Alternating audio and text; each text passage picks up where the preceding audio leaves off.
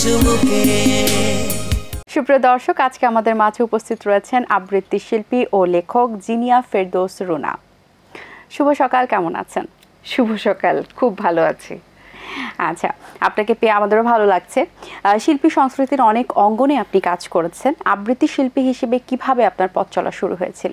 আবৃত্তি তো আসলে খুব কথার সাথে যে কথা বলার যে একটা নান্দনিকতা, সেটাই আসলে আবৃত্তি বলবো। তো সেই কথা শেখা, এবং আমি বৃহত্তর যশোরের মেয়ে, তো যশোরের ভাষা যে একটা মিষ্টতা আছে, এবং কলকাতার পাশেই যে বাংলার যে একটা ঝাঝালো একটা উচ্চারণ, সেটা কিন্তু বা মিষ্টতা, এটা কিন্তু যশোরের মানুষদের মধ্যে একদম জন্ম থেকে বাই বর্ন তারা অ্যাচিভ করে নেয়।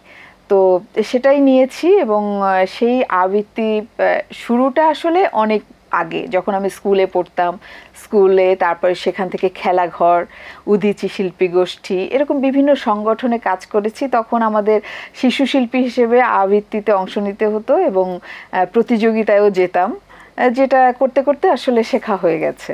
আচ্ছা, বাংলাদেশে আবৃত্তি চর্চা কতটা হচ্ছে বলে আপনি মনে করেন? এখন তো খুবই ভালো হচ্ছে। আমি বলবো যে আবৃত্তি সমন্বয় পরিষদ, তারা সমস্ত সংগঠনগুলোকে একীভূত করে বিভিন্ন জায়গায় অনুষ্ঠান করছে। ঢাকা তো আছেই, এবং ঢাকার বাইরেও বিভিন্ন সভা, সেমিনার বা আবৃত্তি যারা অনুরাগী, তাদেরকে নিয়ে ওয়ার্কশপ করিয়ে একটি প্রোগ্রাম করা হচ্ছে, এবং সেটা বেশ নিরলসভাবে করছেন। এবং তাদের বাইরেও ছোট বড় সংগঠন সবাই কিন্তু চেষ্টা করছেন যে আবৃত্তিটা সবার মধ্যে ছড়িয়ে দেওয়ার জন্য, এবং এখন কিন্তু ভালো কাজ হচ্ছে আবৃত্তির। আচ্ছা, এবার আপনার কণ্ঠে একটি আবৃত্তি শুনতে চাই। অনেক ধন্যবাদ। আমার আসলে কবিতার আবৃত্তির কথা যেমন শুনতেও ভাল লাগে, এমন নিজেকেও আবৃত্তি করতে ভাল লাগে। তো আমি প্রথমে সৈয়দ শামসুল হকের একটি কবিতা শোনাচ্ছি, পরাণের গহীন ভেতরের যে কাব্যগ্রন্থ, সেখান থেকে একটি কবিতা শোনাতে চাই।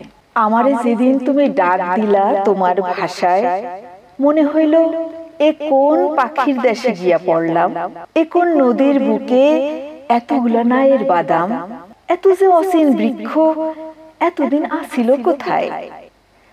আমার সর্বাঙ্গে দেখি পাখিদের রাতির পালক, নায়ের ভিতর থিকা ডাক দেয় আমারে ভুবন। আমার শরীরে যেন শুরু হয় বৃক্ষের রোপণ, আসলে ভাষাই হইল একমাত্র ভাবের পালক। তাই আমি অন্যখানে বহুদিন ছিলাম যদিও, যেদিন আমারে তুমি ডাক দিলা নিরালা দুপুর, চোখের পলকে গেল পাল্টায়া পুরানা সে ঘর। তার সাথে এতকাল আসিল যে ভাবের সাথীও, এখন আমার ঠোঁটে শুনি আমি অন্য এক স্বর, ভাষাই আপন করে আর সেই ভাষা করে পর। এখন আমার ঠোঁটে শুনি আমি অন্য এক স্বর, ভাষাই আপন করে আর সেই ভাষাই করে পর। বাহ, চমৎকার, অসাধারণ। অসংখ্য ধন্যবাদ আপনাকে। আপনার লেখার অভ্যাস শুরু হয়েছিল কিভাবে?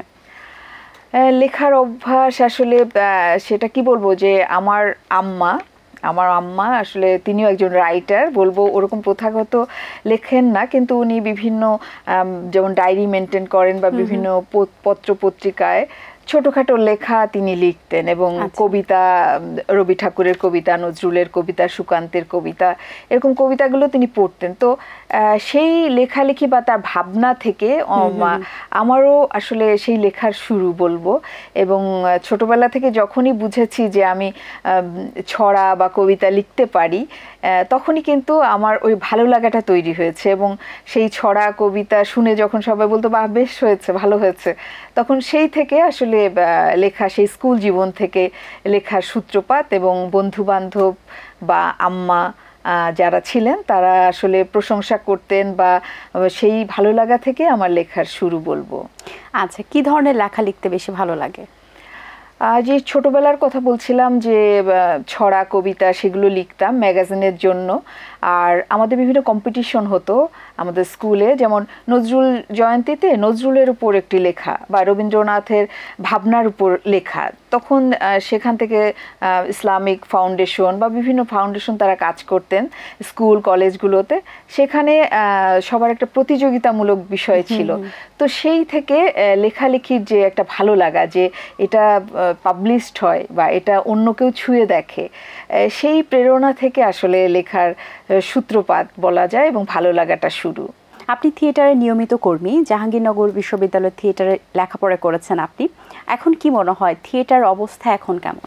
জাহাঙ্গীরনগর বিশ্ববিদ্যালয়ের নাটক ও নাট্যতত্ত্ব বিভাগ হচ্ছে আমাদের দেশের সবচেয়ে আদিম নাট্য তত্ত্ব শেখার একটি স্বনামধন্য প্রতিষ্ঠান, যেটা ডক্টর সেলিম আল দীন স্যারের হাত দিয়ে তৈরি হয়েছিল। তো সেইখানে আমি পড়তে এসে আসলে নাটকের প্রতি বা সাহিত্যের প্রতি, এবং মুস্তফা নুরুল ইসলাম তিনি আমাদের বাংলা বিভাগে শিক্ষকতা করতেন এবং পার্ট টাইম আমাদেরও শিক্ষক ছিলেন। তো সেই সব দানিউল হক স্যার ইংলিশ ডিপার্টমেন্টের সেই আমাদের ইংরেজি সাহিত্য পড়াতেন, এরকম ইতিহাসের স্যার ছিলেন। তো এই ধরনের মনীষীদের আসলে ক্লাস পাওয়া একটা ভাগ্যের ব্যাপার, এবং সেখানে আসলে আমাদের মেধা মননটাকে আরও বেশি তারা বেগবান করেছেন এবং শানিত করেছেন বলবো।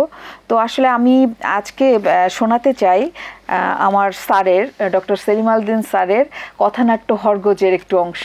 জি অবশ্যই। তোমার লাশের মোড়কের উপর উত্তীর্ণ গোধূলির আলো, ওই দীর্ঘ গলা সারসগণের পাখার উপরতা, অথচ সারসগণ উড়ে যায় অনামা গন্তব্যে, কিন্তু পিঁপড়ে অথবা মানুষ তোমাকে টেনে নিয়ে যাবে ভয়ঙ্কর মাটির গহ্বরে।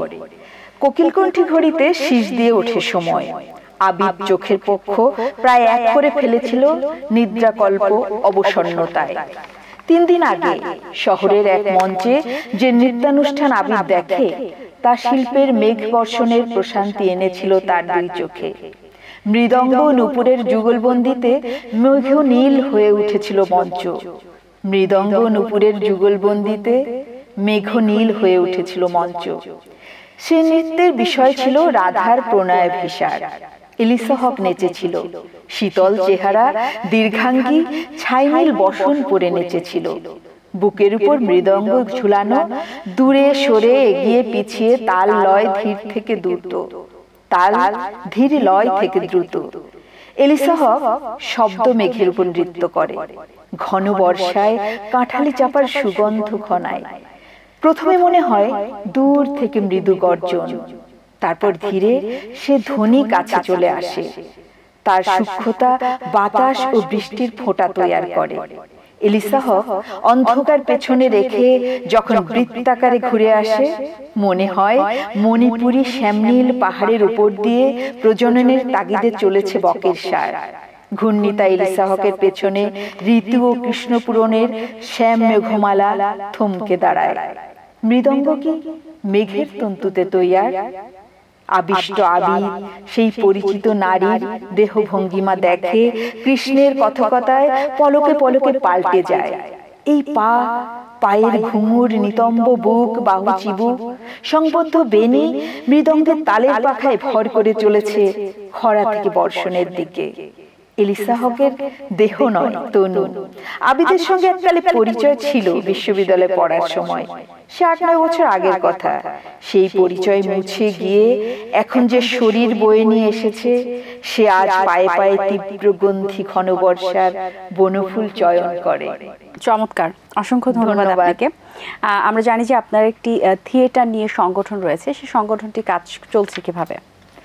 সেই সংগঠনটি শুরু হয়েছিল শিশু কিশোরদের আবৃত্তি এবং অভিনয়ের কলাকৌশল শিক্ষার ভেতর দিয়ে এবং তাদের মনন গঠনের মানসিক বিকাশে যে বাংলা সাহিত্য বা কবিতা, ছড়া, পৌরাণিক গল্পগুলো যে তাদের মেধা বিকাশে সহায়তা করে, সেভাবে নিয়ে আমরা কয়েকজন সমমনা শিল্পের মানুষ তারা শুরু করেছিলাম। এবং তারা বিভিন্ন রূপকথার নাটক বিভিন্ন জায়গায়, জাহাঙ্গীরনগর মুক্ত মঞ্চে, তারপর নজরুল ইনস্টিটিউট মঞ্চে, শিল্পকলা একাডেমি মঞ্চে অনেকগুলো নাটক তারা করেছে।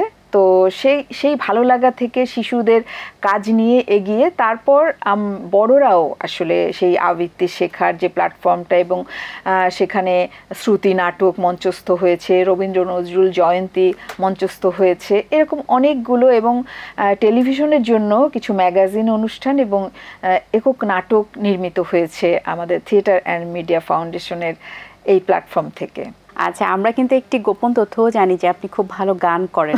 আমাদের খুব ইচ্ছা আপনার কণ্ঠে একটি গান শোনার। এইটা ঠিক না যে আমি খুব ভালো গান করি, কিন্তু আমি গান শুনতেও পছন্দ করি, মাঝে মাঝে গাই। গুনগুন করে গাওয়া হয়, আমাদের সাথে একটু গুনগুন করে গান গাইতে হবে।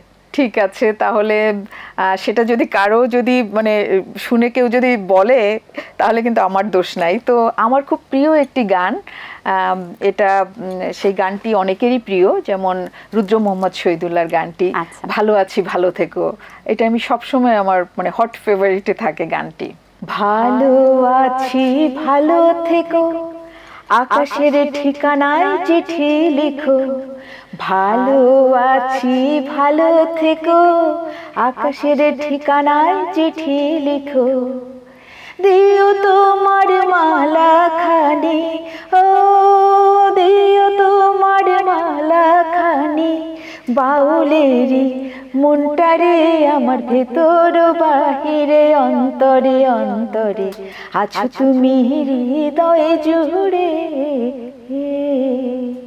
ভালো আছি ভালো থেকো, আকাশের ঠিকানায় চিঠি লিখো। বাহ, খুব সুন্দর গেয়েছেন, ধন্যবাদ। জি, আপনি উপস্থাপনাও করেন, তার পাশাপাশি অভিনয় করেন। নিজেকে কোন পরিচয়ে পরিচিতি করতে বেশি পছন্দ করেন? আসলে সব মাধ্যমগুলো, যেমন তুমিও খুব চমৎকার ভাবে সঞ্চালনা করো, আমার প্রিয় সঞ্চালকদের মধ্যে নিশ্চয়ই তুমিও আছো, তো আমি মুগ্ধ হয়ে দেখি, প্রতিনিয়ত শিখি। আর আমি বহু বছর ধরে রেডিওতে আমি উপস্থাপনা করছি এবং ঘোষিকা হিসেবে আছি সেখানে, এবং আবৃত্তিও করি, অভিনয়ও বা কণ্ঠ দিয়ে থাকি, এবং সেখানে আসলে প্রত্যেকটা মুহূর্ত, এবং আমি বলবো যে আজকে ভিজুয়াল অনুষ্ঠানে এসেছি, প্রভাতী অনুষ্ঠান, এটা যেমন ভালো লাগার, তেমনি কিন্তু যেটা আমরা অডিও অনুষ্ঠান করি এটা কিন্তু অনেক বেশি ভালো লাগার। মানে সেখানে কিন্তু একদম প্রত্যেকটা উচ্চারণ, শব্দ প্রক্ষেপণ এবং কতটুকু বলতে হবে সেটা কিন্তু একদম যেমন ঘোষণাটা দেওয়া হয়, যারা ঘোষিকার কাজ করে মানে খুব সতর্ক হয়ে করতে হয়, এবং সেটা কিন্তু যেমন সতর্ক হয়ে করার মধ্যে একটা আনন্দ আছে, এবং সেখানে জবাবদিহিতা থাকে, সেখানে কিন্তু একটা ভালো লাগাও কাজ করে এবং একটা সাহসের পরিচয়, সেটাও আমি খুব এনজয় করি। যেমন রেডিওর কাজগুলো বা যখন আমি ডাবিংয়ে অংশ নেই তখন কিন্তু আমার খুব ভালো লাগে যে একটি চরিত্র আমি দেখলাম, বিদেশি একটা সিরিয়াল চলছে, সেই চরিত্রটাকে আমি ধারণ করে তার মতো করে হয়ে আমি এই সংলাপগুলো বলছি।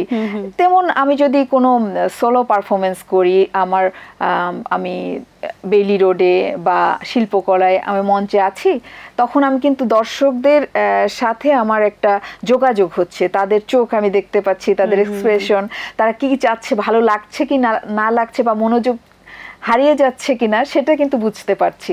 তো সেটা দেখেও এক ধরনের আনন্দ হয় মঞ্চের কাজ। তেমন খুব ভালো লাগে যখন বিগ স্ক্রিনে আমার কখনো করা হয়নি, আমি চিত্রনাট্য লিখেছি কিন্তু আমি কখনো করিনি কাজ। তো যাই হোক, সব কিছুতে একটা অন্যরকম ভালো লাগার, যেমন গোলাপ বিভিন্ন রকম গন্ধ, বিভিন্ন রকম রঙের থাকে, শাপলা আবেদন একরকম থাকে, বেলি একরকম সৌন্দর্য থাকে, সেরকম এই মাধ্যমগুলো যেমন গান, নাচ বা আবৃত্তি বা অভিনয়, এটা সবগুলো কিন্তু একটা বিভিন্ন ফুলের মতো নানা রঙে এবং নানা সৌরভে, তো সবগুলো আস্বাদ করতে আমার ভালো লাগে। জানি না কতটুকু, আর আবৃত্তি নিয়ে বেশি কাজ করা হয় কারণ এটা আসলে একেবারেই প্রিসাইজ, মানে নিজে করা যায়, হ্যাঁ, সেই জন্য এটা একটু বেশি সময় পাই। আচ্ছা, হ্যাঁ, তো এর জন্য সবকিছু এসে ভালো লাগে আমার। আচ্ছা, অসংখ্য ধন্যবাদ আপনাকে, খুব ভালো লেগেছে আপনার সাথে কথা বলতে পেরে, সুন্দর একটি গানও শুনিয়েছেন। আপনার জন্য অনেক অনেক শুভকামনা, সব সময় ভালো থাকবেন। খুব ভালো লাগলো। দর্শক, আশা করছি আজকের আয়োজন আপনাদের ভালো লেগেছে। আজ এই পর্যন্তই, আপনাদের সঙ্গে দেখা হবে আগামী পর্বে নতুন কারোর সঙ্গে। সেই পর্যন্ত ভালো থাকুন, সুস্থ থাকুন, আল্লাহ হাফেজ। দিন আসে দিন যায়, সময়টা চলে যায়, তবু আছি এই বেশ ভালো। জীবনটা রঙময় যেভাবেই হওয়া চাই, নয় কবু সাদা কালো। এই আশাতে স্বপ্ন ভাসে, সুখ হাসে চোখে মুখে চায়ের চুমুকে।